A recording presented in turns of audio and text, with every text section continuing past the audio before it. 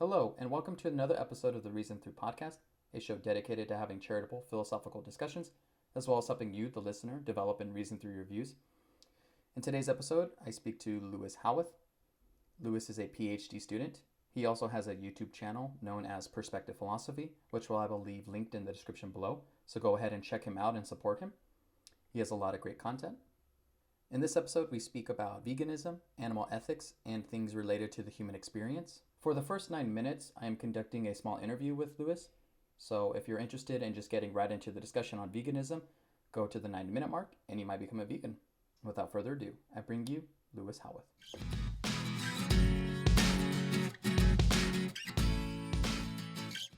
All right, so today I have with me Lewis, Perspective Philosophy, and thank you for coming on the channel. Really great to be here. Can you just tell us a little bit about yourself, what you do, kind of what you've been studying?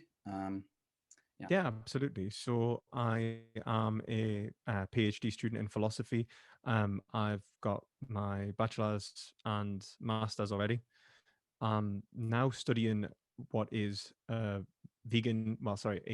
Hegelian defense of animal liberation. So this is my research proposal for my PhD, which I'm currently enacting out. And I advocate for veganism, socialism, and overall the improvement of the world and society as a whole. And I do that through YouTube and through my work at university.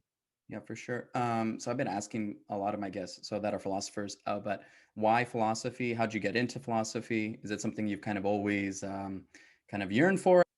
I think philosophy overall has provided like a massive amount of like benefit to my life in terms of like almost therapeutic, helped me understand like the issues that were going on in my mind and overall the world around us, both like ethically and politically, how I should behave in the world, but also I'd say how I got into it and how I kind of like decided to keep going with this is I've done it in A level. So that's I was 16 to 18 when I first started philosophy.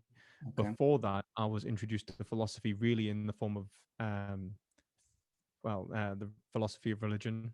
Mm, I was raised a Catholic okay. and mostly critically analyzing Catholic teaching.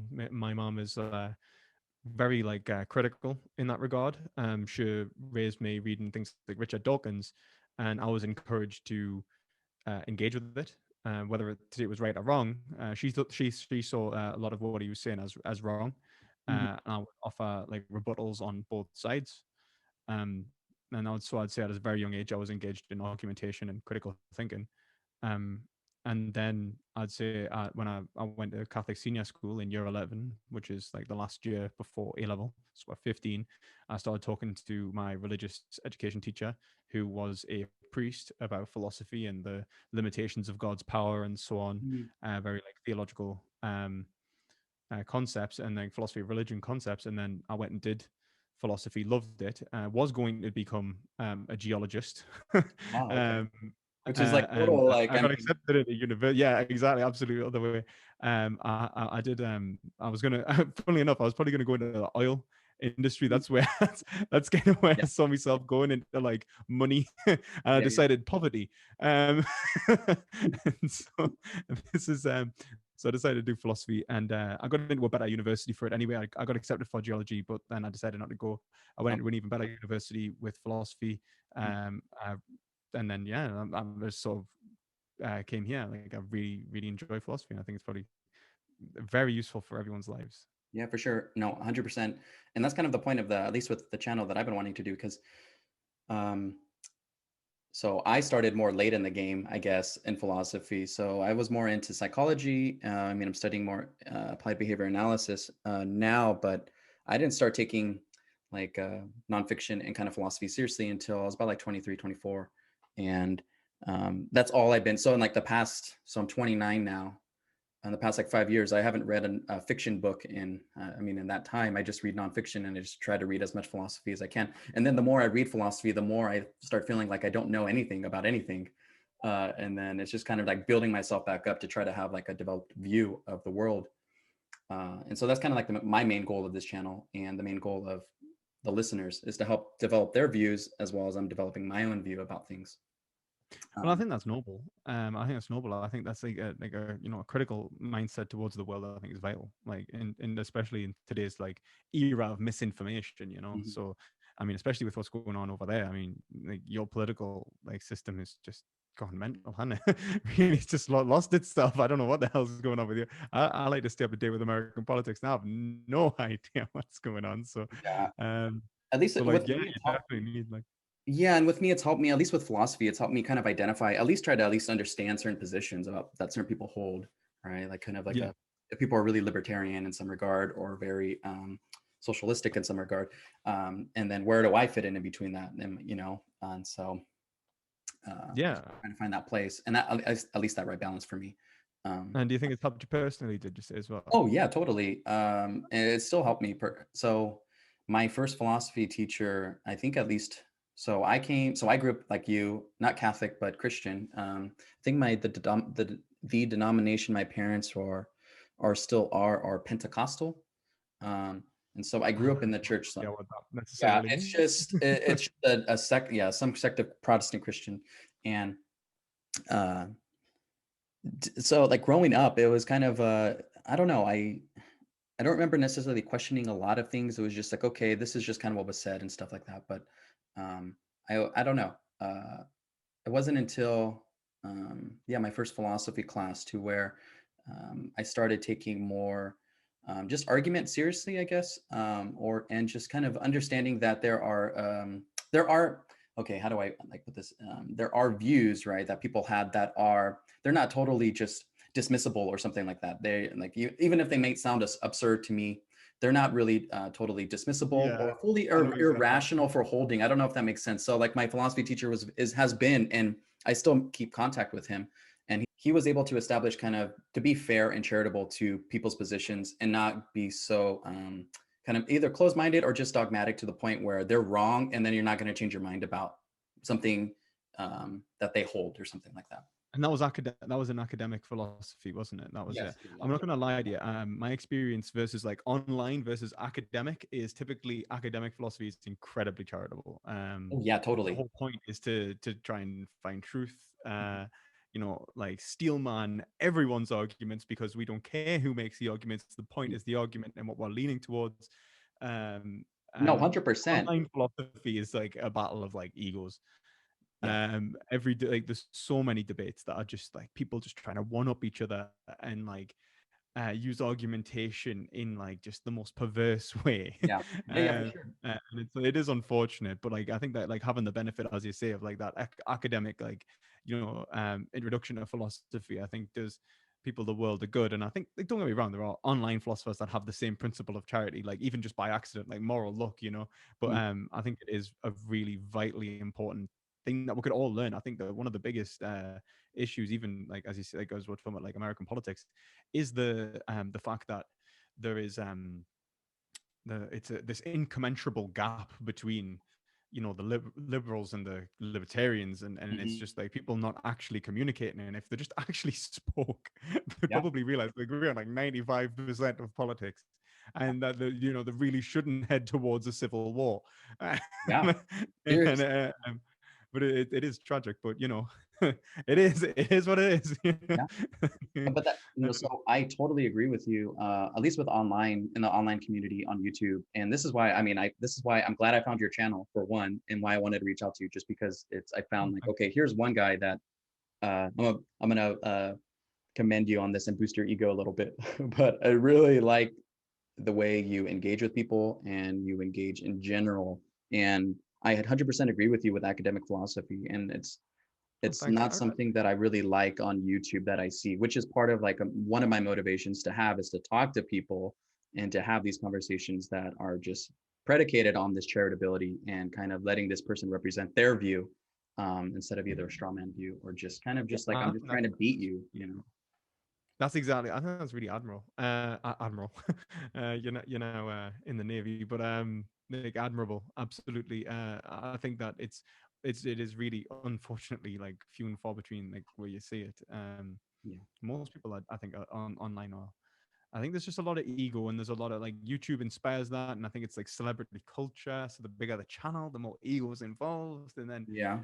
although like sometimes I think the bigger the channel, the less egos involved because people aren't rat racing as much, and it's just Yeah.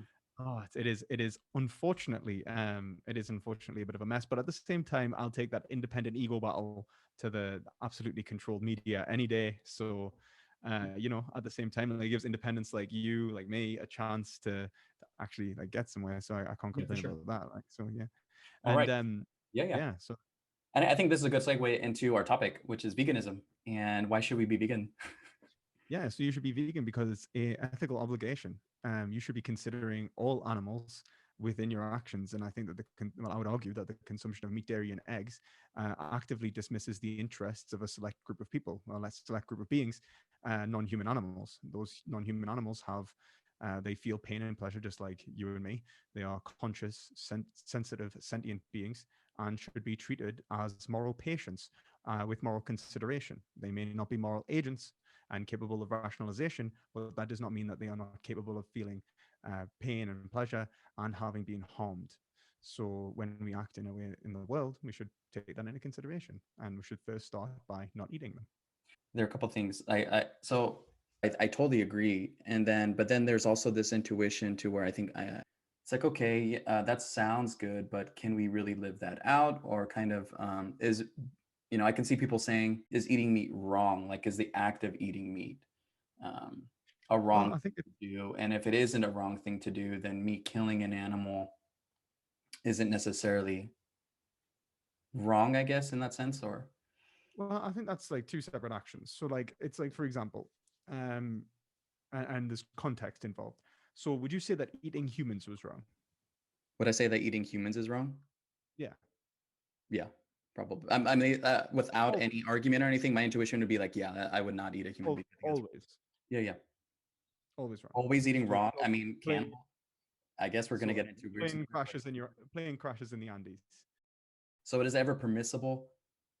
I mean, maybe under certain circumstances, maybe. I think that's as most as I'm willing to kind of The give. circumstances for eating a human would be Would it be? I mean, so I think if someone consented to it, I think that's kind of a weird thing to say, but you know, if there was actually a case of this I in think there Germany. actually has been cases like that. I remember reading like where someone wanted to like I posted online that they wanted to be eaten, and It was the other way around. So it oh, was in Germany, I do believe, and it was I there was don't. a cannibal who asked for someone who to eat, Yes, and then someone actually came forward, like, "Yeah, I eat said, me," hey, yeah, yeah, I and want to it's like, be eaten. "What Yeah. is going on here?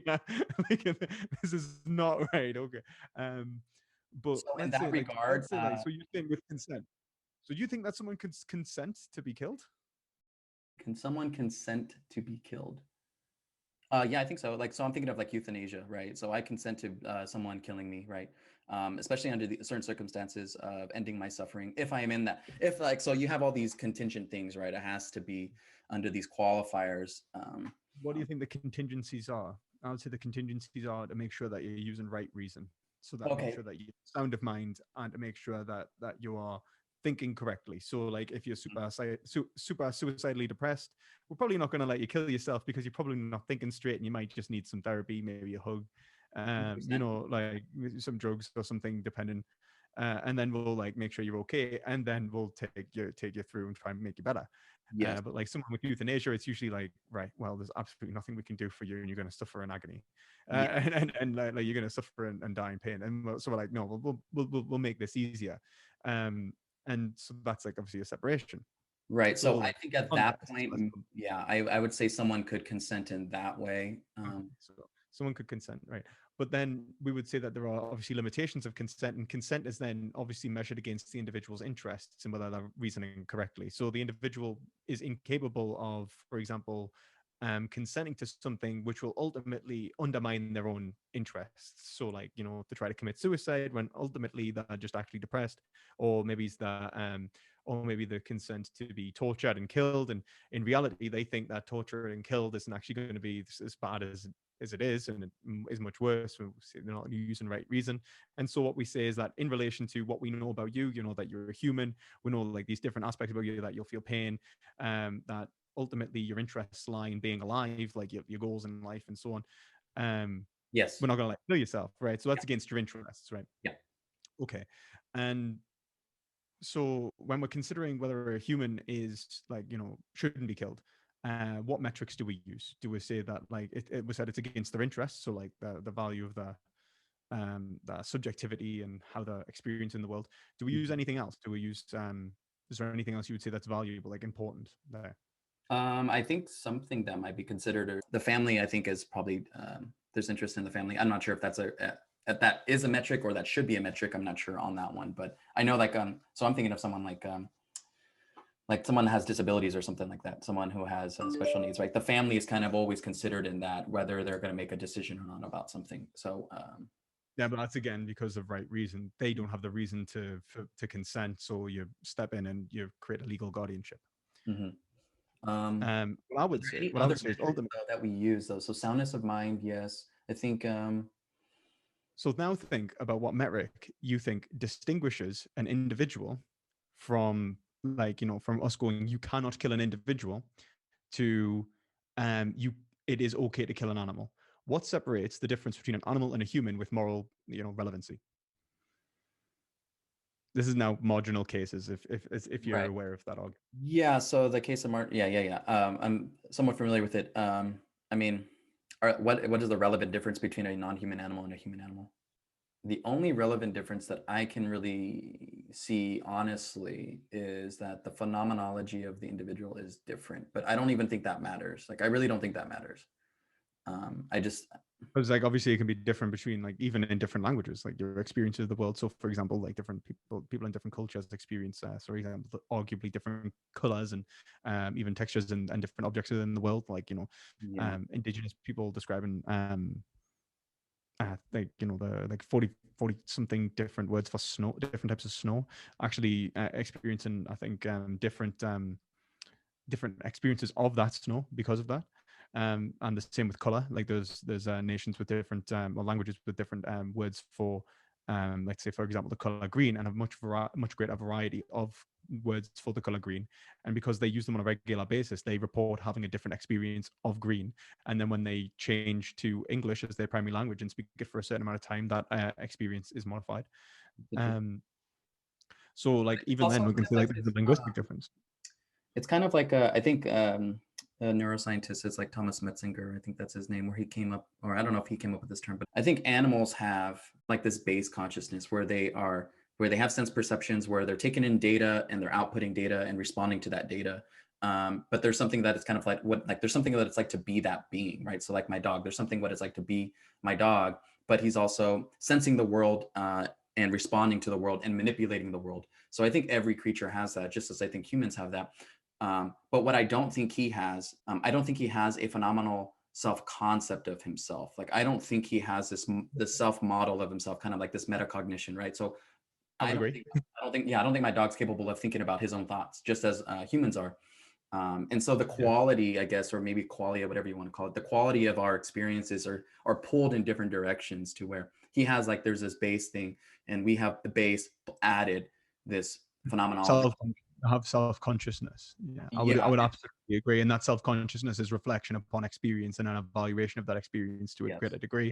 Yeah. But almost ad infinitum, so we can evaluate our evaluations of our experience, and let's keep going up. Yes, but I don't And think that's a but in my position, I don't think that's a difference. Like, I don't think just because he doesn't have that, I don't think that means he doesn't have value, right? I think some people might say he doesn't, but um, I don't know. My yeah. intuition is that that So if doesn't that does matter. so if that's the only difference, then why would you say like there would be a justification for killing an animal? Like what justification would you give? Because the ones that I hear the most are intelligence. But then obviously like in marginal cases would just point towards like obviously disabled people, children, but also we need to consider, even if like rather than just pointing towards cases where we do consider people with less intelligence, why don't we just ask ourselves what is the value of intelligence? And if I just think about what the value of intelligence is towards my life and towards anyone's life around us, it's usually a problem solving tool. in order to make our lives better. And by better, I mean more pleasurable, more enjoyable experience, or a more meaningful life. Even like if we talk about like meaningful, we usually talk about the ways in which we can, like, have more freedom in our lives, and so on like that. The greater expression of our subjectivity. But ultimately, it's not the intelligence itself. Hmm. And then if we think about, let's say, like, and rationality, it's the same. If we're trying to think of anything else upon that, I think it's going to be extrinsically valuable. And I don't see any intrinsic value to reason, to intelligence, to anything else other than the increased quality of an individual's life. And if we say that the individual's life is their experience, which I think is undeniable, I don't think anyone's saying that they're transcending their subjectivity. Then what we'll have to consider is really the individual's conscious experience. And that if you're saying that there is no real reason to to value more self-consciousness than consciousness, then there's no real differentiation between a human and an animal there. And so I just say like just respect animals the same way as you respect humans. I don't think there's any real issue there for the most part. I hear what you're saying. And I told my wife, this is just a side point. I told my wife, I'm going to have this conversation with this guy, with you and describing you. And I was like, I might be vegan afterwards. So, so be aware. Well, have you ever But heard the quote from Jeremy Bentham? What is it? It was actually written at the point of the abolishment of the slave trade in France. And he says, just before he says this quote, he says, the French have realized that the darkness of skin is no justification, for the basically mistreatment, the enslavement of another individual. And he Mhm, says basically, like, at what point will we realize that, like, and then he starts talking about these different biological variations within mhm, animals and humans aren't mhm, any different from this melatonin content in another individual's skin. And then he says, what is it that should trace this is the insuperable line? Is it the faculty of reason or the faculty of discourse? But a horse or a dog is by far a more communicable and rational animal than an infant of a day, a week, or even a month old. The question is not, can they reason, nor can they talk, but can they suffer? yes. And he actually goes on past that point as well, which most people don't read past that point, Right. is to say that why should the law not offer its protection to any sensitive being? Mm, And that's what I would say. I would say that we've reached a point now where I think, as a society, have woken up to the point, woken up to the fact that animals are like us undeniably. I think most of us value our pets. I think most of us value animals that we see in the street. And I think we'll appreciate that they are conscious, living creatures who deserve at least some manner of respect. I think most of us would be disgusted and appalled at someone who kicked a dog, for example.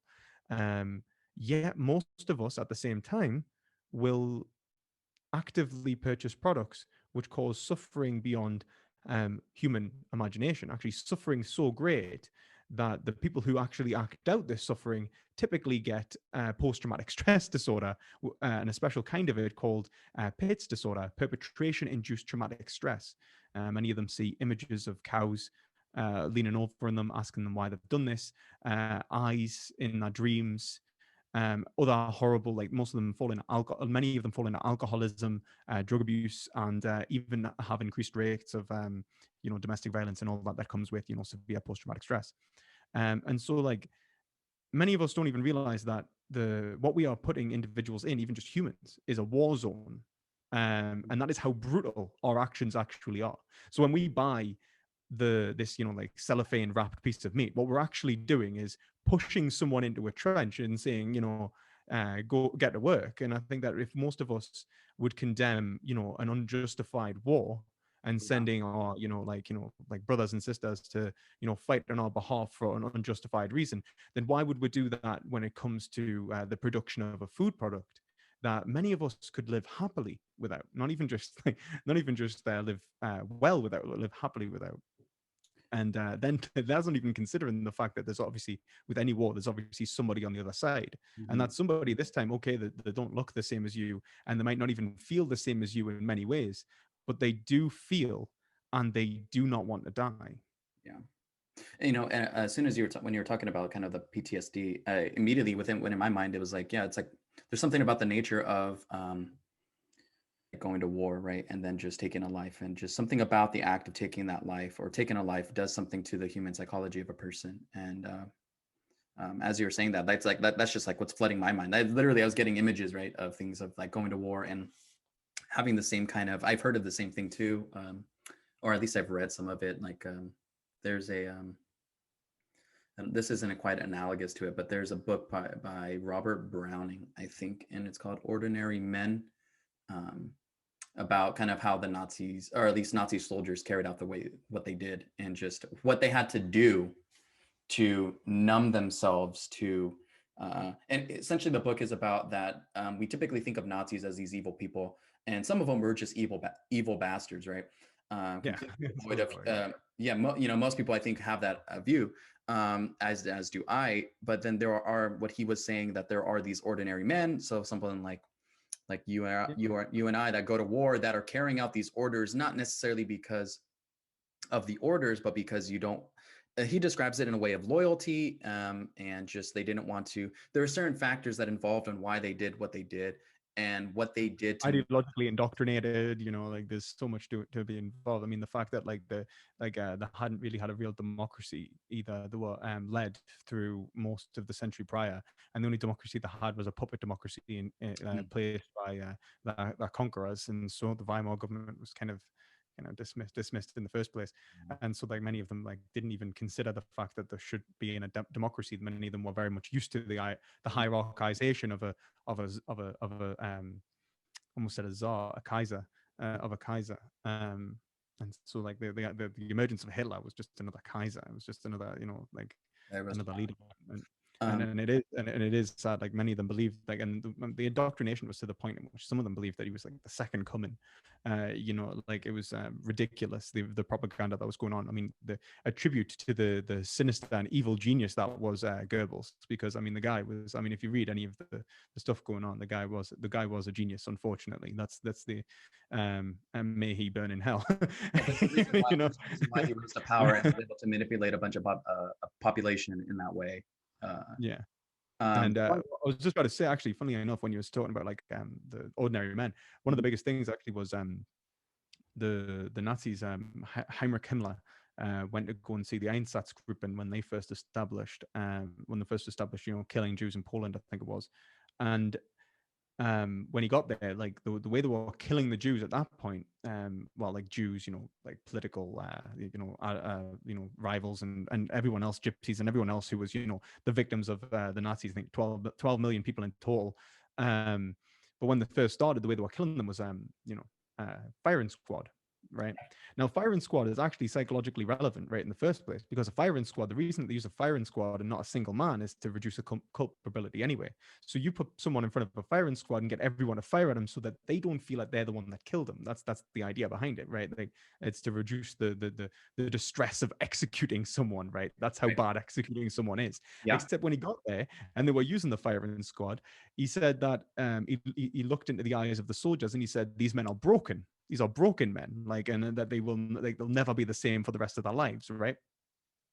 And that's because they were, killing the Jews. And his solution to that was the gas chambers. Like that was the gas chambers. Mhm. That's where they came from. So the German solution, like the Nazi solution at the time, was rather than having the individuals use a firing squad, what we're going to do is distance the individuals by putting Jews into a gas chamber, and that way, like we can prevent the psychological damage to the only people who are morally relevant in that situation, the Which are Germans, the, the fashions. And which is the funny thing is, and the reason I was laughing is because the exact same principle is being used to pigs today. So, like, you find that gas chambers, which are supposed to be humane, they're absolutely not. They produce, I think, it's a carbonic acid, like a CO2 gassing. They produce carbonic acid in the lungs of pigs, and you can hear them screaming in agony as they die. If you want to go and look up the footage, but the pigs suffer greatly, and are obviously their lives are ended. They're extinguished. And at the same time, you've got people loading them into these gas chambers rather than slitting their throats. And it's to yeah. increase worker safety. It's to prevent workers from having the same psychological distress. And ultimately, what we're doing is the same thing that the Nazis did during World War II, which is just rather than stop doing what was wrong, we distance the individual from their moral culpability to try and aid who is supposedly morally relevant. whilst condemn the person who is, still a moral patient, still morally considerable, but ultimately not who we say is morally considerable. It reminds me a little bit of like the trolley problem, right? Where you have like you can either press the lever or you can push the R in one scenario and you kill one or five, and then you can let then the other scenario is like the fat man, right? Where Yeah, you Batman push trolley him problem. over the fat man, or you push him over, or you let the five die. And most people, at least with me, like I have that same intuition to where it's like I wouldn't want to push the fat guy over, but I would be totally okay with pressing a button, right, where it indirectly moves it. And so it just reminds me of that too, where there's something psychologically different between when really the same outcome is still the same, but it's just the act of doing one, like intentionally trying to end the life of a person versus indirectly ending the life of another person. uh, Well, it's exactly the same as the distance between us from, meat, yes, dairy, and eggs, and yeah. even the workers on the floor. I mean, if you look at many of us like would actually shun. Like, I mean, how many of you would be like, would you be okay with like, you said you have kids, yeah? Would you be okay with your kids, when they grow up, eventually going on dates with slaughterhouse workers? Would I be okay with having my daughter date a slaughterhouse worker?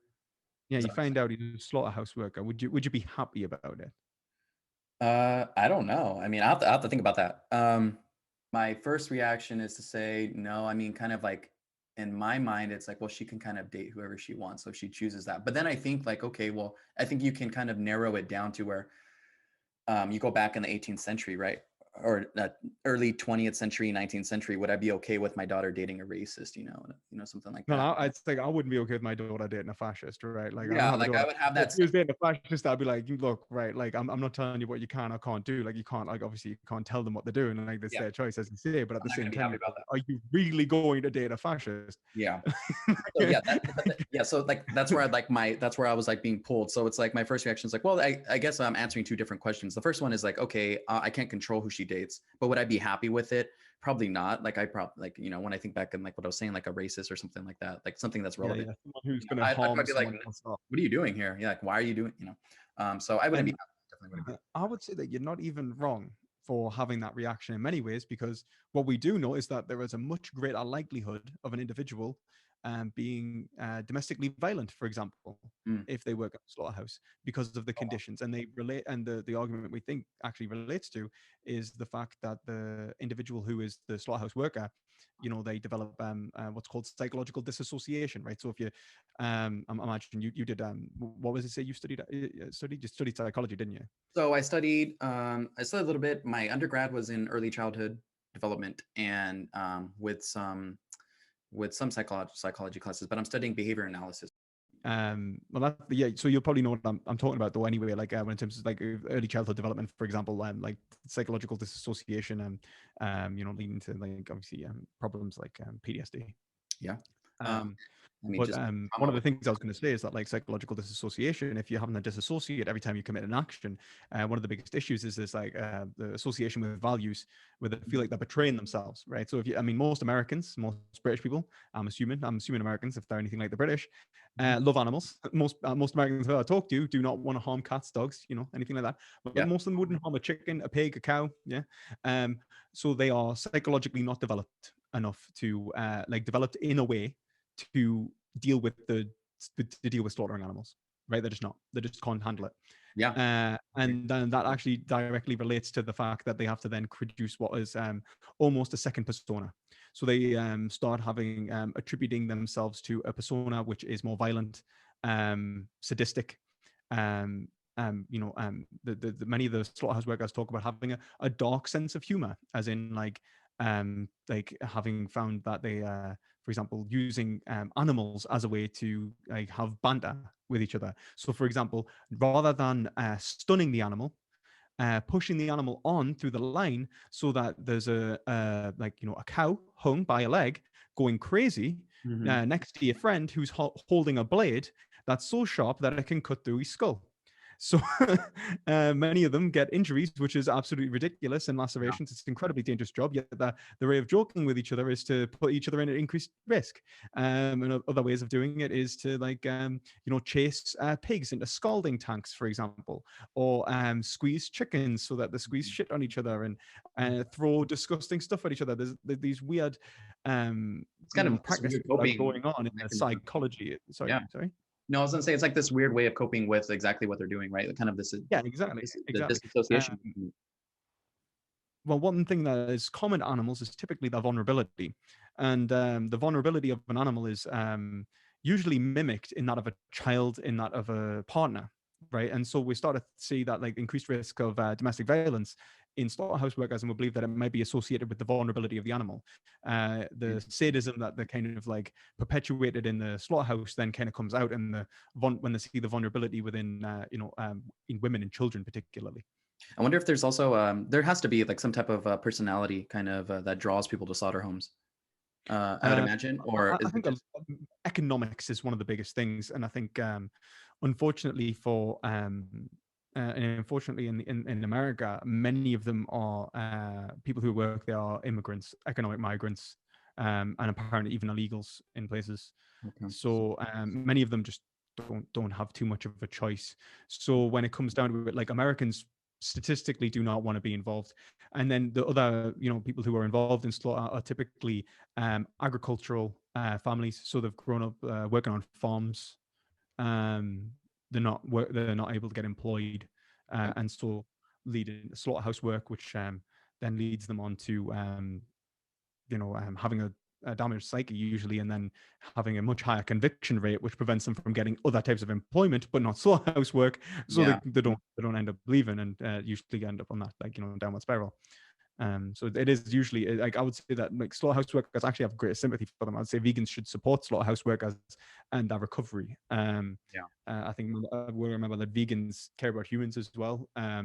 Vegan ethics is about sentient beings, and humans are sentient beings, Mhm. and the damage that that kind of job would do to an individual, I wouldn't like to really consider. I mean, like I know there was one vegan activist who's now went back to eating meat, apparently, actually, Mm. who the reason he kind of fell into veganism in the first place, from what I'm aware, is because he developed anorexia from working as a slaughterhouse worker. I think that's what happened. So he went through think he was severely traumatized. Yeah, I think he developed PTSD from slaughterhouse work, and that was I think he's Scottish.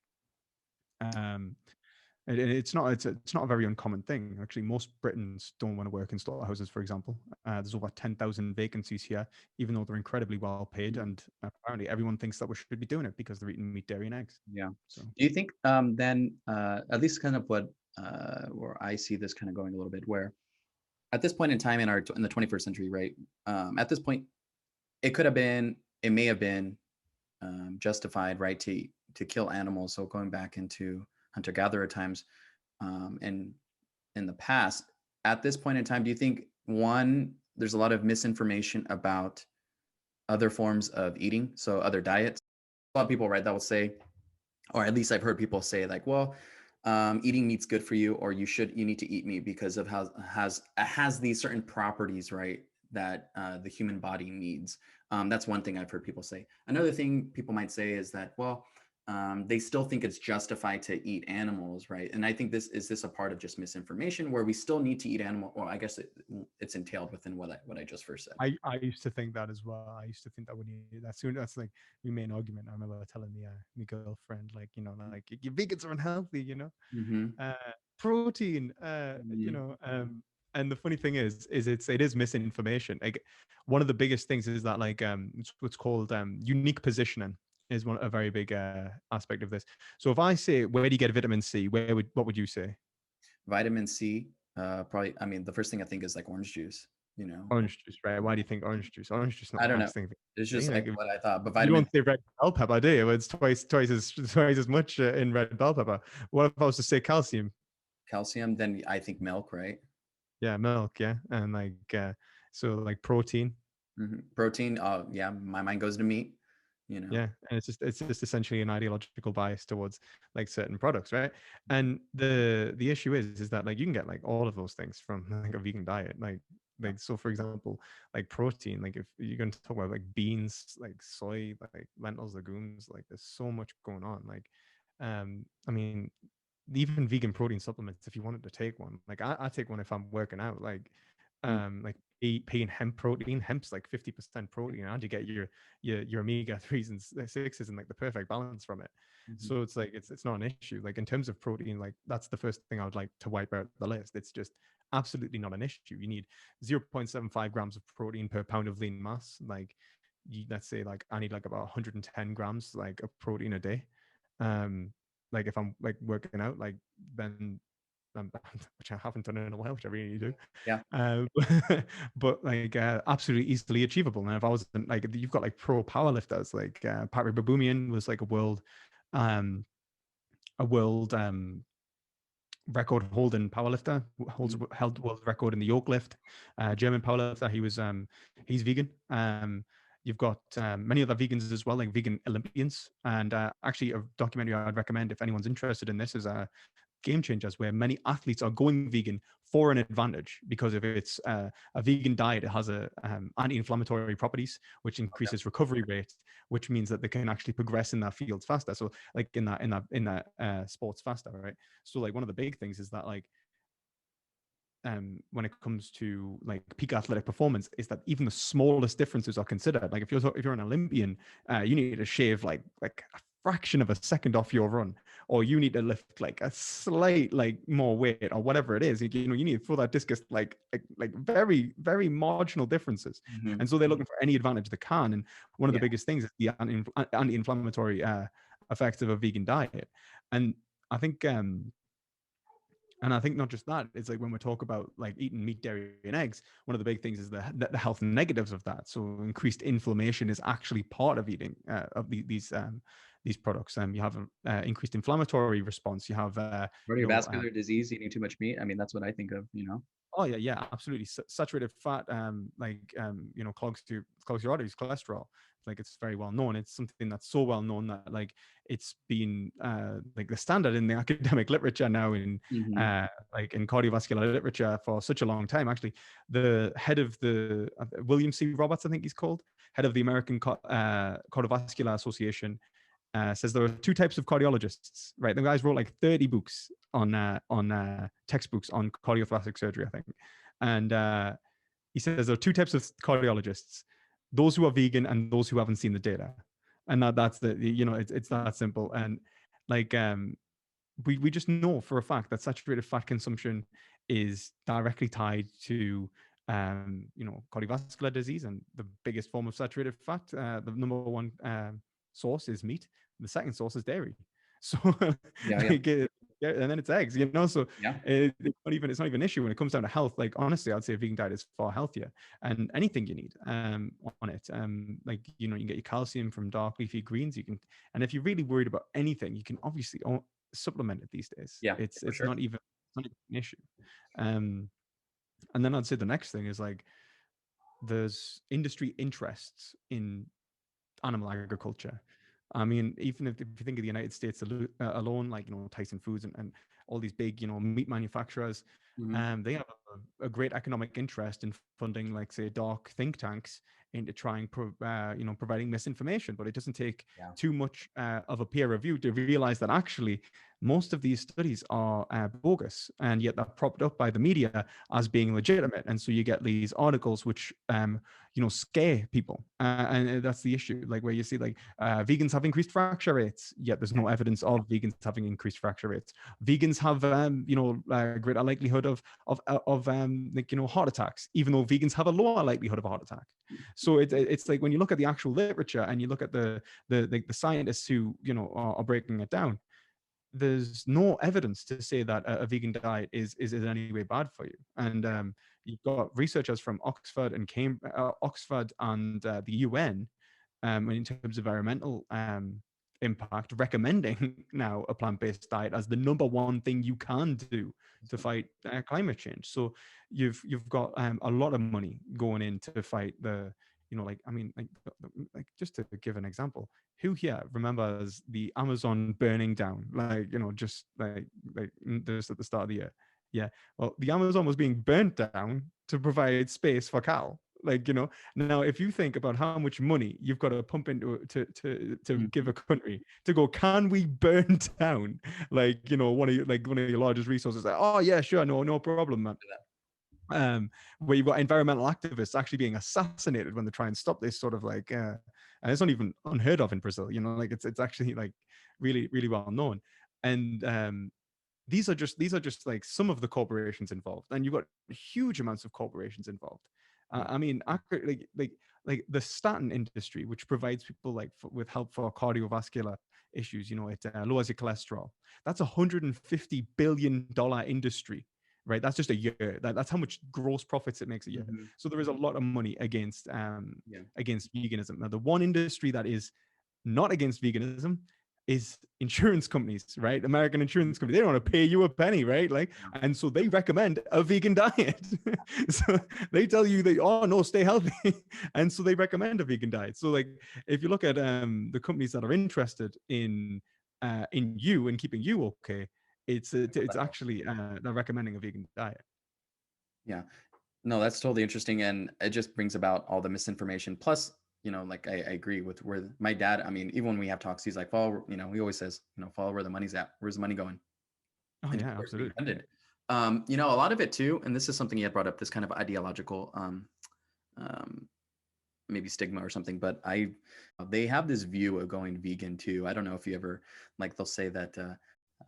Like a pussy, right? For going vegan, you just care Oh, about, you know what I absolutely. mean? Like they'll say something like that, or they'll say like, oh, it reminds me of just like people who care about the environment. Oh, you tree hugger, like these derogatory terms for someone who is passionate about a particular subject or a particular thing, or they care about a particular thing that they may not care about, but they actually do value that, right? They do value animals. And Yeah. it's a way to dismiss like what actually is going, what I think it's a way to completely dismiss what actually is occurring within the agricultural industry. And the fact that I really think, and I agree, I think for the most part, that there's no reason why we shouldn't grant moral status or value to other sentient creatures. I don't really see a meaningful distinction other than that it may be justified in sometimes. Like, if you're saving a baby or a puppy or in a fire or something, maybe. Yeah, But it's then I like, think that the distinction is typically normative anyway. It's like what we should be doing in relation to, like, for example, our duties and responsibilities to each other, rather than like our lack of duty and responsibility to another individual. It's like, for example, I'm going to save a member of my own family from a mhm, burning house before I save a member of somebody else's family, and that's not because they matter less. It's just because I have a responsibility to my family first. yeah, And it's kind of like that. I no, was going to say, like, obviously, if there was a situation where it's like your daughter and somebody else's child, like, drowning for some reason in a pool, you're going to dive in and save your daughter first, and then save the other child, because, like, obviously you're our father, that's your responsibility, and that's what we would expect of you. So it's like it's the same thing with what I was gonna animals say and is things. that I've been reading. So there's this book called, it's by his I think he's a psychologist, I'm not quite sure, but it's a book by Robert C. Roberts, and it's called Emotions in the Moral Life, and just kind of the relationship emotions actually play in our moral psychology. And what I was gonna say is that it makes sense to some degree, where because of the relationship you have with the individual, right? There's the relationship I have with my daughter, right? It's different than the relationship I would have with you, or with someone I just barely met. There's a difference in relationship, and we expect that. So if True. we were yeah, yeah, exactly. Like you don't have the same type of relationship, and as a result of that relationship, there are certain actions that would be produced if you put me in a position to where I have to act with only two options or something like that in a moral situation. There's also something that I was wanting to ask you about too, though. What do you kind of think about? There's also kind of an economical relationship, right, to the agricultural industry. So I'm thinking of like places that, let's say the world were to go vegan. Would you say that there are certain societies that would just their economics would just collapse because they are predicated on selling their meat products or their animal products to the world? Like, Yeah, obviously, like, massive, like, and I think we have a responsibility as vegans to help those. Like, so for example, especially like vegan business owners and so on. I think to try and help those. But I think when we talk about like obviously the failings of capitalism almost in some respects there, like obviously Oh, to yeah, allow for someone to just suffer just because like the market shifts and oh no now you starve, like sure. Mhm. that's Yeah, it's yeah, obviously that's a huge problem. I would criticize that. And obviously even if I think anyone like, even most people would kind of criticize that and say that, we need to do something about that. And Mhm. even if it means like even if you're a libertarian, I'd like to hope that you at least believe in charity. Yeah. you know and I'd like to think that any God-fearing American, as it were, at least believes in that. And so yeah, like I would definitely say that like putting someone in that scenario is a bit iffy though. But many of the but that's just the name of the game in capitalism. It's like as soon as the Yeah. market shifts in anyway, I mean, it could be like a financial crisis because of the banks. It could be Mhm. it could be a shift to lab grown meat, which is just more economically sustainable in terms of like not having to grow animals anymore. Yeah. And one of the big things is that producing plant products is just cheaper. It just makes more money, greater overhead, more profits. So when you're competing against like the production of soy, I mean, if you're feeding soy to cows and you've got to grow a cow and keep that for like nine was it like 2.5 years, then you're going to have greater costs than someone producing a burger out of soy directly, right? It's just like there's a 2.5 year waiting period, and a like a few £100 animal in your way in terms of profits, and that's not in their way. So it's just got to be considered. And it's just ultimately, I don't think what like no matter what economist you would ask, I don't think they'll ever say you're going to be able to stop progress in this regard.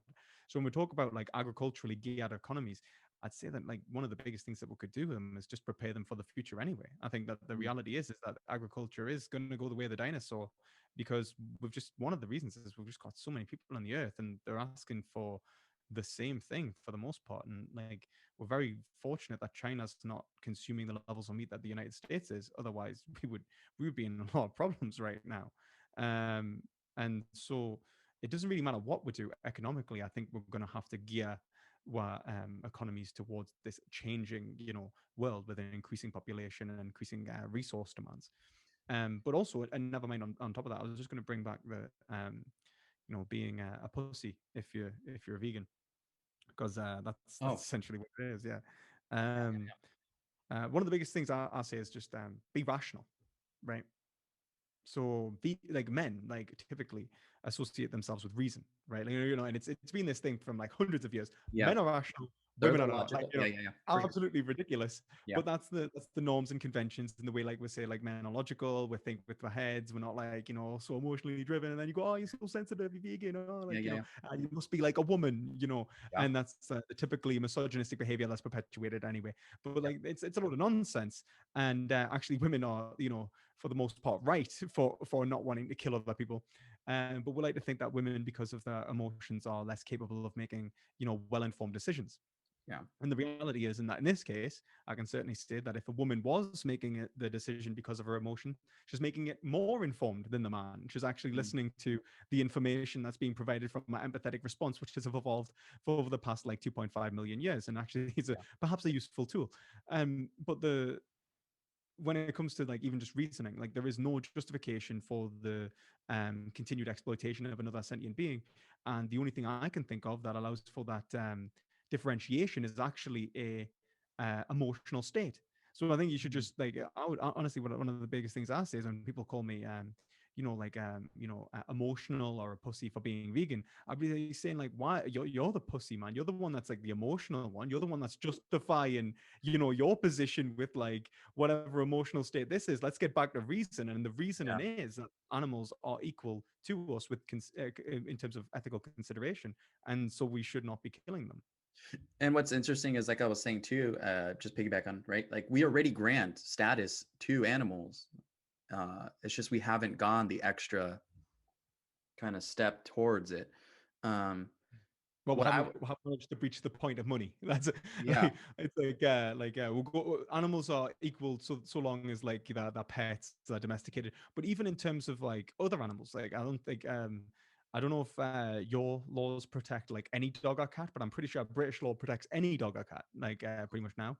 I haven't looked So into it. like I haven't So looked like into it's it. not Yeah. necessarily, oh, I'm looking into it. It's not necessarily a point of ownership. So like, you know what I mean? It's not like we'll go like, oh, we'll protect dogs because of their pets. It's like, no, we'll protect dogs. And it's like because we're like, well, we love dogs, you know, we know dogs matter. Yeah. I kind of think too a little bit just about I'm not sure about like the relationship between okay, so like in like introductory psychology, right? They always talk about I forgot what's his name, but it's like the hierarchy of needs. Um and before an individual can reach like this self-determination level, they have to have these other needs met a little bit. And so I feel like you could make a strong case because there are some people I'm not sure about the relationship between poverty and not going vegan because I know there's a relationship between poverty and like fast food industry, for example, because it's just cheap, right? And obesity. And so like it's just they just if someone is on that lower end, they can't really think about they are so on the level of like just survival mode that they can't um, even consider doing having other options yet. Is that something that you ever can like came across or someone has Uh, argued about like why this is like Oh, I've heard I, that before. Like, I remember I was once doing like vegan activism, and I'm interviewing people, and I'm like, like you should go vegan, so on. So I stop a single parent, and she says, I can't afford a vegan lifestyle, right? And I've heard this so many times it hurts, right? The reality is, when I stopped her, I had no money. Like I am skint. And I don't mean like I can't afford like luxuries. I mean, how am I going to get like my next meal kind of skint, right? mm-hmm. And I know I'm gonna have to rely upon family, right? So when I'm talking to her, I know I'm absolutely broke. Well, she is out drinking, partying, she's got like new shoes and stuff on, and she's having a great time. And I'd say I am absolutely broke, and she's telling me I can't afford it. And I think the funny thing is that this is kind of the ideological stance that people use. Like, most of the time, it's like, oh, I just can't afford it. I just can't afford it. It's like you haven't even checked the prices. Yeah. It's like, and if you do check the prices, what you're going to find is that beans, lentils, and legumes are much cheaper than meat, dairy, and eggs. And that's a true point. I mean, you can buy green beans for like I don't know, 85 cents. Like Yeah, and then if you talk about fast food, like I mean, like okay, like it is like there is a vegan convenience food everywhere, pretty much. Like I've got like Doritos coming later and stuff like that. And I'm gonna really enjoy my vegan junk food, yeah. like really sweet. But like it's not hard at all, and it's not more expensive. Like most of it's accidentally vegan. It's not deliberately vegan. And I think that most people like kind of conflate this idea of veganism with vegan products. And vegan products are sold to new vegans. Like you need to change like meat in your life. Well, like buy this vegan product, it's going to cost you £3 like for this small box. And then they're like, oh, Mhm. veganism's so expensive. And it's like it's not veganism's not expensive, it's like you don't know how to shop vegan yet, Yeah. Yeah, and for sure. like if you do a little bit, like you go vegan for a while, you learn how to cook some vegan recipes. You learn how to like look after yourself in the way that you would when you're an omnivore. Then you realize that there is a way of shopping either way. Like I mean, one of the biggest things, like if you're an omnivore, you're not going to go out and you're not going to be buying like steaks every night, man. Like you're not going to be able to Oh afford yeah, it. You're for not going to sure. be able to afford like these like fancy luxury foods. And like what you're going to be buying if you're buying the like the meat replacements is the same sort of fancy luxury foods. And Hmm. if you want to get like TVP as a meat replacement, like like dried soy, like that's going to cost you next to nothing, and it's going to be so much cheaper. So if you want to feed your child, for example, a healthy diet on a vegan lifestyle, you're going to on a healthy diet, you're going to do it much easier on a vegan lifestyle than if you were like trying to feed them meat, dairy, and eggs. And that's not even considering the fact that like the world's poorest populations are vegan by default. Like these populations typically aren't eating luxury foods, which are animals in general, right? Like animals, like I mean, like even like the English language, like so for example, like one of the easiest like historical examples of it, like is the English language. So like we say cow, chicken, pig, but then we also say like pork, beef, that kind of thing. The reason we do that in the first place is because England was invaded by the Normans in 1066. The Normans were French. Well, they're actually like Viking French people, like kind of mix. But think that they're French and they spoke French, and so all of our aristocracy were ruling class were all French speaking. But the people that lived in the fields, worked in the fields, were all Saxon, right? So they spoke German, and so our words for the animals originate from German, while our words for the meat, dairy, the meat products and the fancy products are all French, because the people who could eat those products were aristocrats, not the people in the fields. The people in the fields have never been able to actually consume the animal products because they're too poor. Yeah. So, and this is the reality of it. Is when people tell you like, going vegan. I know we have factory farming, which like Bernard Matthews, and all that, who's managed to reduce the costs of producing animals, still cannot eliminate the financial disparity between producing crops to feed to animals to then eat the animal to then just eating the crops, because that like the reality is that there is a much greater economic cost to that second stage. It's not me in particular, but there are people that say they hear everything right. They agree with it all, but then you still have like I think what I would call, I think what's been called in philosophy like the human theory of motivation or practical reasons, where it's like, okay, yeah, that sounds great, but I just don't care. Like I don't care enough to go vegan. Uh, Like have you know what I mean? Like yeah, I get it. Like, so kind of seems like there's this like that cognitive dissonance, at least what I would call it, right? Where they're able to compartmentalize compartmentalize the suffering and kind of what's really transpiring within the agricultural industry, but still while maintaining like, well, like I'm just gonna put that aside, and then because this is more enjoyable and I have no motivation to change that behavior. I think many of those people need to watch footage of animals being killed. I think that'd sharp change their minds. And then the people who say that they still don't care are usually choosing not to care, and that's usually like that hyper masculinity coming back, where it's like I don't care about no animal. God, like I'm a man, like and a lot of it is like this. A lot of it is that like hyper masculinity. But when we talk about theory of motivation, I would Mhm. say that like when it turns to motivation, I think that reason is actually a motivator. I think when most people are hear a convincing argument, then they're actually motivated to follow that argument. And I think the reason for that is because when we look at the way that reasoning works and the way that what it is a problem solving tool for the most part, trying to express our subjectivity to the greatest degree. And when we see a confliction in our values, for example, the value of equality or the value of liberty or whatever it may be, and one of our actions, then we seek to remedy that problem either by modifying our values or by modifying our actions. And I think that if we've properly understood that confliction of values, we cannot help but be motivated to change. And if we choose not to and we try to compartmentalize at that point, then what we are going to find is issues in our identity. So we're going to have people like, for example, who say that they love animals, but then continue to harm animals. They many of them will then start to be disassociate from their actions, but then associate themselves with actions which are no longer either in line with that personality that they consider themselves as. And since they no longer see themselves in their actions, they're going to find that they are feeling inauthentic, go into existential crisis, and start having mental health issues. And I think that the reality is that the truth can do that to people. I think many people don't want to see the truth, and then they run away from it. And then when they run away from it, they realize that the repression of the truth isn't actually going to solve the confliction within them. And then they seek therapy, and then they turn to them and go, well, actually, you're repressing this truth about yourself. And then that's kind of the benefit of psychology and psychoanalysis in the first place. And I think that's probably what you'll find that as most people who try to run away from their duties will experience is a great deal of existential crisis. And I think that the main value of ethics as a whole, and it doesn't matter what it is, whether it's ethics anthropocentrically or ethics towards animals, is the prevention of existential issues and psychological issues within individuals. And I think that you probably find that a lot of people who run away from their responsibilities face these. I don't think, for example, like how many people know, like for example, like fathers, for example, that run away from their responsibilities. How many of you do you know that these fathers that totally like abandon their children are absolutely a-okay individuals, or are most of them not okay?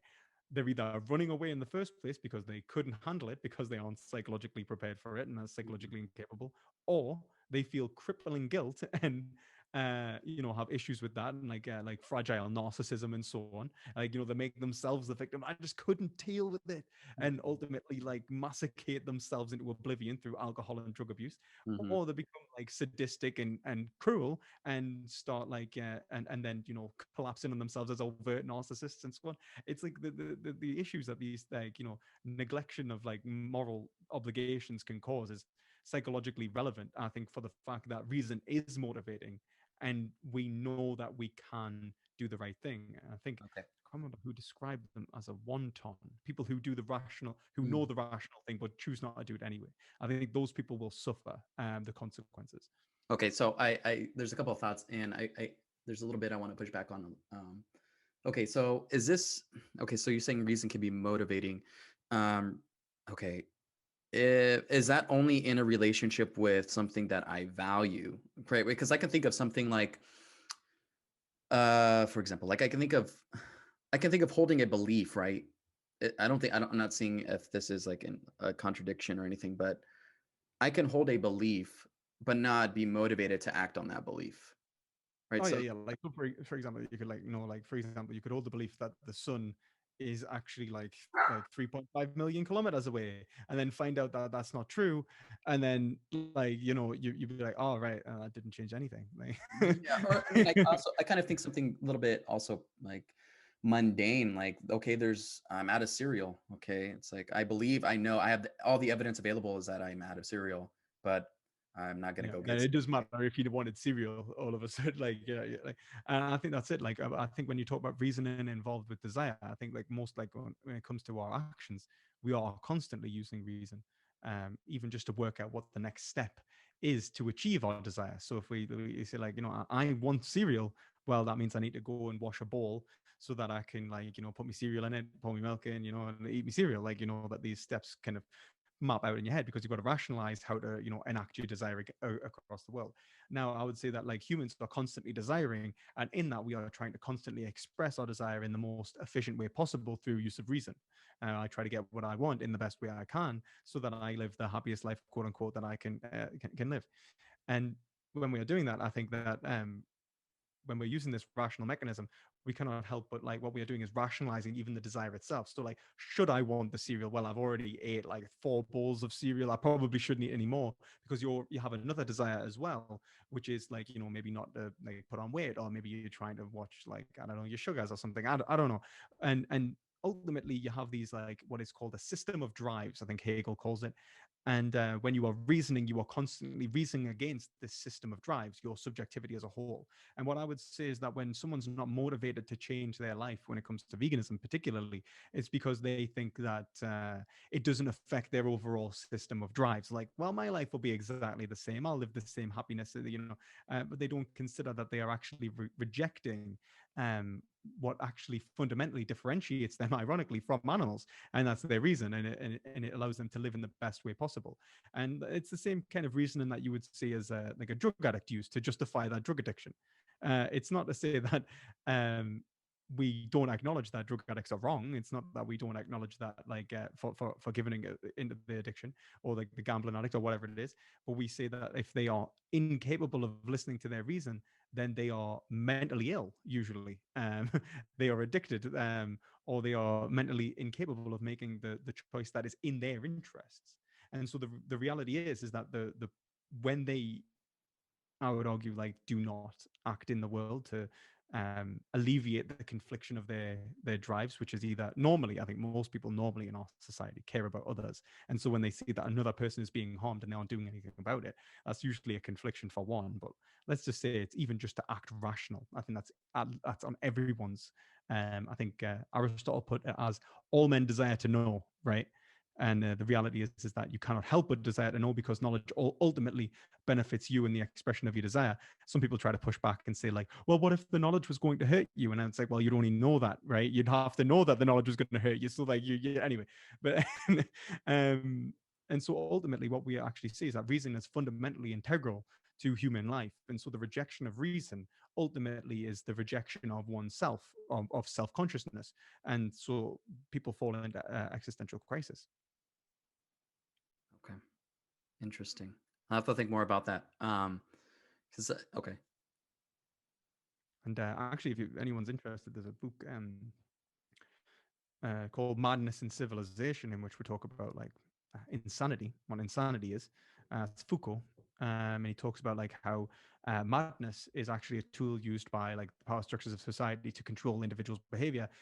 Talk about normativity, even traditions and so on. Like we're controlled. Like we don't want to say that we're mad because then we're ultimately dismissed and not like allowed to function within society and so on. And then ultimately he talks about like how it's there's psychology and psychiatry is actually being used as a way to like manipulate workers Mhm. and stuff to so on. But and he gets complex and stuff, and he's a really intelligent guy. One of the things he distinguishes upon is insanity and madness, right? So like insanity might be doing something abnormal. Like so, for example, people may say veganism is mad. You are mad. You are crazy being a vegan. This is so weird. You're abnormal, And then you have insanity, and insanity is like a fiction, losing yourself to a fiction, right? Now, a fiction is the belief that the world is a way that it isn't, right? So, like believing that you are made of glass, for example, is a fiction. You're clearly not made of glass. Like, you couldn't be made of glass. And so, if you're incapable of reasoning yourself out of that, then you are insane, right? You say that you are deluded. You're absolutely mental, Mhm. and they use like colloquial terms, right? You've lost the plot. Um, Now, that's because what he calls is, he says there are two faculties. He argues that there is unreason and reason, right? So, unreason is basically your thought propagation process, which an idea pops in your head, or something, like a narrative is given to you, whatever it is. This is your thought propagation process, and it's basically your first, like motivator or whatever it is in regards to the world. And then you have reason, which analyzes that. The actual thought propagation, and what makes you sane, what makes you capable of understanding the world as it is the ability to see a fiction as a fiction. So if you say, like, you think I'm made of glass, and then you go, wait a minute, no, I'm not, that's sanity, because you've rejected the fiction, you've freed yourself from it. Now, insanity would be the incapability of using reason. So if you're actively inhibiting your rational responses to a scenario, then you are acting in a way which is not sane. You're acting in a way which is allowing a fiction to engulf your life, which is essentially an ideological usually an ideological lie you tell yourself in order to free yourself from your responsibilities, because the reality is being free and a responsible adult actually is really terrible, and most of us didn't realize that we're getting set up for a trap. Uh, and yeah, like, but at the same time it's essential, and it's ultimately the way that you would live a good and happy life. Interesting. Now, what was the book again? It was Madness and That's Madness and Civilization by Madness. Foucault, by Okay. Michel Foucault. All right. I have like a bunch of books on my Amazon, so I'll add that to the queue. So this is going back to a little bit about what you were saying about how reason can be motivating, and this is more of a dialectical point. It's not necessarily what I believe. It's just I'm trying to think through this too in real time. Yeah. Um, okay, so what does it mean then to say? So I have, because it seems like there's a distinction between, I think you would call this, right, a first order desire and a second order desire, something like that. Yeah. So something that's really kind of practical and relational is, okay, so I have two options. And I desire both. Well, one desire is that I go party with a friend, and the other desire is that I go and study for class because I have a midterm the next day. Okay, so I have Mhm. those competing desires. Okay, is reason, um, if reason is motivating, is it identical to our desire? Or so you're saying that or would you say that we're using reason to sift through our desires and we're kind of just reasoning through which one we should pick? Or I'm not sure if that makes sense or anything like that, but Yeah, I'd probably say so, and it also allows the propagation of new desire. So what I would say is that, like, typical, like, what we need to understand is that desire is actually not necessarily attributable to a given object, right? Like, or in a given like action urging process. So like one of the big things that, like, in psychology, for example, in like Freudian psychology back in the days, is like sublimation, right? Like your desire is expressed in a way which is like expressed in your society. So for example, beauty standards, like many of us are sexually attracted to particular types of individuals, and that's because we've been raised in a society that tells us what beauty is, and then sexual attraction is X, and then we kind of go on that way. And then, you've got the addition of like, sexual culture and whatever the hell it is, like pushing us and pulling us towards various different ways. And then ultimately we form trends that are analytically analyzable because we've been raised very similarly in our society, right? Mhm. And then, like whatever else has gone on, they can modify an individual, right? Which is why you get like variations, like, and then you've got like food, right? Like most of us desire certain types of food, right? You go like Japan, they desire seafood. You go to like, America, it's like, big on your meat, like, and your burgers and stuff like Mhm. that. And, Britain, it's like fish and Most chips definitely. and whatever it is, cups of tea, like stereotypical, like, sort of things. And each society has its own palate, and it's because they've been raised to associate like certain things as food, and and certain things as delicious and not delicious, and so on. And they ultimately relate to the expression of the individual's desire. And then if you go like whatever, if you go into another thing, whatever other biological impulse it is, each one of them is actually not a naturally occurring phenomena in the human mind, and is ultimately societally expressed within the norms and conventions of our state. And if it's not expressed in that, we would usually consider someone to be dangerous, right? So if someone is just, like sexually expressive in such a way that they are not conforming to the rules and conventions of our society, then they may be a criminal, right? No, not always. Sometimes they're just like, for example, you get people like sex addicts, for example, or you get people who are, I don't know, like, sexually diverse or whatever it is, and they do things that aren't normal, but they're not criminal. But then you get people who don't understand any of the norms of conventions of society, and they are criminal, right? And this is what I would kind of say. Like the reality is that our natural desires are actually expressed normatively and sociologically, right? And so when we talk about like understanding our desires in general, what we're actually understanding is the expression of overall of our natural drives in relation to our socio-political environment. And our natural drives are really just drives towards the release. If we take neurochemistry, for example, to be true, then the release of like certain neurochemicals. But like even if we don't like take phenomenological states, they are actually just the experiences of certain like pleasure states and the avoidance of pain states. And Right. if we take that to be the case, then if we're seeking pleasure and avoiding pain, that can be done in a myriad of different ways, to the point in which our possibilities and our horizon of possibilities involving desire are absolutely astronomical, and we can radically direct our lives in pretty much like in an almost infinite number of different ways to achieve not only an immediate goal, which is like an immediate experience, but a goal but a second order goal, or a telos. We can like a life goal, right? In which is a series of actions in related to a series of different experiences, which are multipliable to like ad infinitum, which Mhm. expresses the possibilities of a human life. You could get up tomorrow and go, I don't want to have anything to do with this life anymore. Like, just like, get on a boat somewhere and just go. Mhm.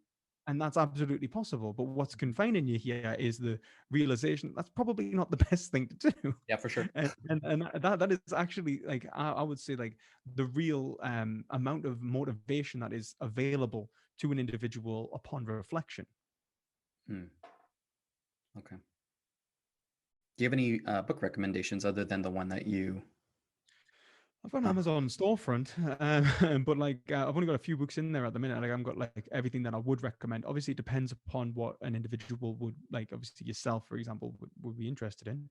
Um, I would say like if you like, it depends. Like obviously, meta ethics, normative ethics, applied ethics. It really does depend. Or like even like metaphysics, epistemology. so I think for now maybe just more veganism stuff. So Well, so Animal I have some. Creation by Peter Singer is just it's a classic. Brilliant book, like honestly really great. Just tells you basically like, even just psychological experiments on animals, like the things that I learned that we did to animals just to find out how similar they are. Like apparently we're supposed to find out something about dogs. Finding out like how a dog works apparently tells you how a human works, which I think is nonsense. Mhm. But the experiments that we've done on dogs, for example, like just dogs alone, is like, for example, electrocuting them to to find out when they will stop trying to resist being electrocuted. So we're just electrocuting them to see when they stop moving, really, Yeah. when they give up. I forgot Or what that term's called. There is a term in psychology that's called that, when they just give up like that, when it's just happens so often. Um, yeah, it's just it's awful. there's There was tons a of different monster mother experiment with baby monkeys rhesus where the monkeys. yeah, yeah, I remember that one and where they took away the mother, and just to see how would it react in a social setting. Um, well, I don't think most people realize the how far these experiments actually went. oh, okay. There was the cloth monkey that Mhm. they replaced. They wanted to find out whether they wanted the food or the comfort of the mother. So they made a cloth monkey and they made a metal monkey or whatever with like a bottle. It would get fed and then it would go back to the cloth monkey. Mm. And then apparently that doesn't teach you enough. So what we need to do is instead make a monkey that is that we're going to see what kind of response this monkey does when it's tortured by its mother. So then they created these various types of mother monkeys that would harm the child in a various different and I mean these are primates, man. Like these aren't even like people don't even usually have even a shadow of a doubt that we should be treating primates with respect, but these are the things that are going on. Yeah. Like I mean, like when I say torture, I mean using air guns that would almost rip the skin off the baby monkeys. That's where it started. Then it came to like devices that would fling the monkey like to the point in which it would smack its head and get hurt. And then other ones where there would be like spikes that would slowly permeate out. And like the twisted thing is at this point as well, what they knew is that the response of the baby monkey typically when the spikes come out or even like when they get harmed is to seek comfort and protection from their mother, and so they grip on tighter. So when the spikes come out, they actually grip on harder to the spikes, and that's just the start. The next thing they did was put a mother monkey in a silo. In sorry, they raised a monkey in isolation for its entire life, knocked it out, impregnated it, took the child away, then put the child back, and then seen how the monkey responded. The monkey killed the child because it had never met another member of its species before and it grew up in absolute isolation, didn't understand that it was even pregnant, didn't even understand there was a child, none of it, and so freaked out and killed it. And they did that, like, I think a few times before, like They realize to that get. this is kind of a problem. Yeah, but this is like, it's a, what value do we get from these experiments, Yeah. right? These are psychological experiments. When it comes to Yeah. Yeah. even For sure. animal, people like to think animal testing is necessary, all that shit. Even though like I think the current pandemic, I think many of the vaccines actually just skipped animal testing in the first place because it was it's a waste of time. They may have done a little bit, and then now it's like they accelerated the human. Yeah. Uh, The reality is that animal testing is not very useful at all, and alternative methods like what's it, cell culture testing exist anyway. And in many ways, like we just need to ask ourselves even the question, the moral question. It's like even if animal testing was valuable, would we do it to a human? I mean, hell, we won't even do this to criminals, right? Like if we won't put murderers, rapists, pedophiles through this kind of treatment, why would we do it to an animal that's absolutely innocent? Like, why would we have an industry which sells beagles with their vocal cords tied so that the researchers don't hear them scream? Like, what kind of twisted culture have we got? Like, have we perpetuated that has an industry like that? And I think that when we start asking these questions, we really need to start evaluating the way that we're structuring society. yeah. No. Totally. It reminds me of Baby Albert. I don't know if you've heard of that study where they were trying to just see I can't remember the study, but see the effects of classic conditioning, where they were trying to condition Albert, this little baby boy, so probably about the age of my daughter, maybe a little younger. I'm not quite sure. I don't remember, but they would give him a rat and have let him play with the rat and everything, and then they would sound an alarm, and and it would it would have this reaction. So right, they would say that you have this unconditional stimulus with the unconditional response, and they're trying to pair. What they were trying to do is pair the rat Yeah, uh, with the emotional response. to get to condition Albert to get the emotional response of like averse, right? So, or just scared reaction, whatever the case, because they sounded this really loud alarm. And as far Was this child African American or something? This seems like no, I incredibly don't think so. I even think like for like because like they usually like they justify these kinds of experiments. For example, like there was an experiment done many years ago because it's okay because they're black. Like it was in like the 1930s. Was it like that, or was it just a random trial? Like was there no justification given? Did they just say it was okay? Yeah, and of course, like in my undergrad, they don't really go into those details. They're just going into the details of like their like poor of the case of Albert, and just pretty much trying to demonstrate that uh, a case with classic conditioning. And I don't know whose parents would sign up on that. Apparently, this was I think this was done. I don't know, 30s, 50s, maybe even after. But I'm pretty sure he was white, and yeah, that was like they did it, and then to the point where they conditioned him to be anytime. So prior to there was the alarm, whatever, him and the rat played together, and then eventually they conditioned him to anytime the rat would appear, he was afraid of the rat because of Why? the. It's I just have no. it's why. Well, what value? One of the biggest things with the monkey experiment was like it was one of the psychological condition like in apes that could occur in humans. I can't remember what it was. And one of the researchers, it was like obviously he's like doing these experiments on these monkeys, and he produces numerous amounts of these monkeys, right? No, that's it. It's not. It wouldn't occur in humans, but it would occur in nature, right? They knew that on occasion the psychological condition could occur, Mhm.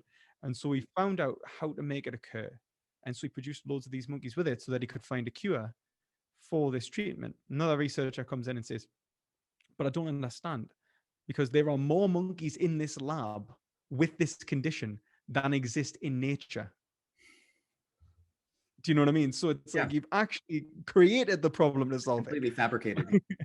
Yeah, and it's just that is the sort of ideological I think confliction we have within like even like animal testing, and even Yeah. within individuals. It's like people like so relentlessly just don't want to face the fact that like there are things in life that are valuable, and the things in life that are valuable usually feel the value quite intimately.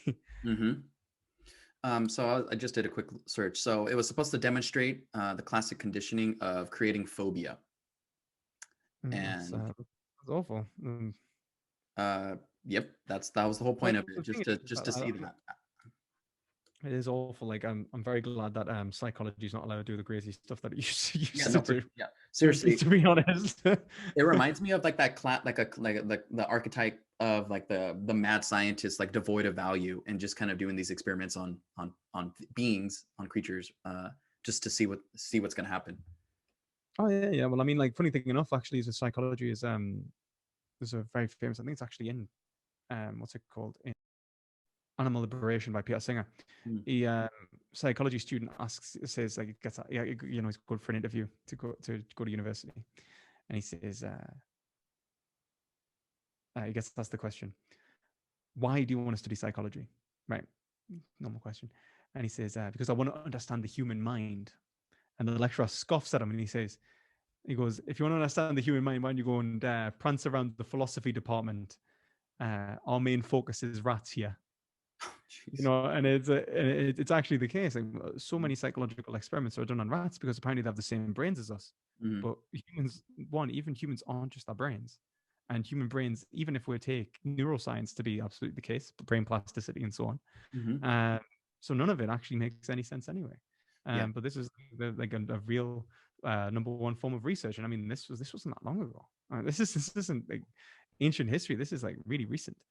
Um, and in terms of animal testing, even in terms of drugs, it's like a lot of it's just dated.